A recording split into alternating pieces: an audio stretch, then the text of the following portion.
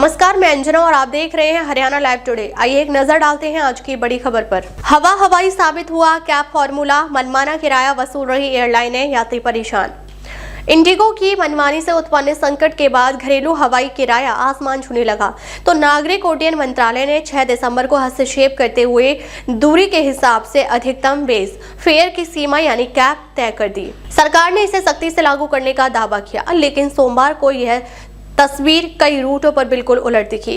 प्रमुख महानगरीय रूटों पर तो किराया काबू में आया है, मगर छोटे और वैसे रूट जहां सीधी उड़ानों की सुविधा नहीं है, वहां कैब को ताक पर रखकर कई गुना ज्यादा किराया वसूला जा रहा है।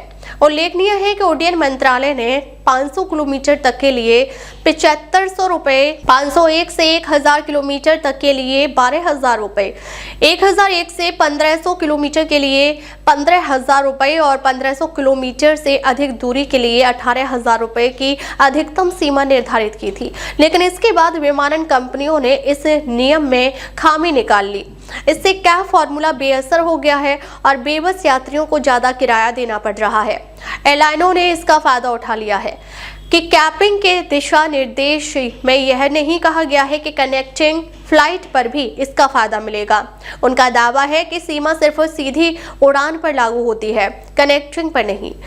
इस एक खामी को पकड़कर कंपनियां छोटे शहरों के यात्रियों से कई गुना ज्यादा पैसे ऐंठ रही हैं। कई शहरों की यात्रा के लिए वसूला जा रहा अधिक किराया। चंडीगढ़, लेह, अगरतला, डिब्रूगढ़, पुणे, गोरखपुर, कांगड़ा जैसे शहरों का यही हाल है।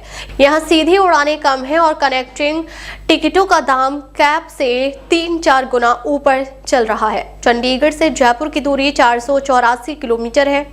इस दूरी पर किराया 7500 रुपए से अधिक नहीं होना चाहिए, लेकिन 10 दिसंबर के लिए एयर इंडिया की टिकट 28,007 रुपए तक पहुंच गया है। इसी तरह चंडीगढ़ से अमृतसर की दूरी 226 किलोमीटर है। कैपिंग के अनुसार किराया 7500 रुपए से अधिक नहीं होना चाहिए, लेकिन एयर इंडिया 9 दिसंबर के लिए 10,303 रुपए और 11 दिसंबर के लिए 12,648 रुपए वसूल रही है। सोमवार को लखनऊ से दिल्ली का इंडिगो का किराया 9500 रुपए, मुंबई का मंगलवार का किराया 18,000 रुपए हो गया है।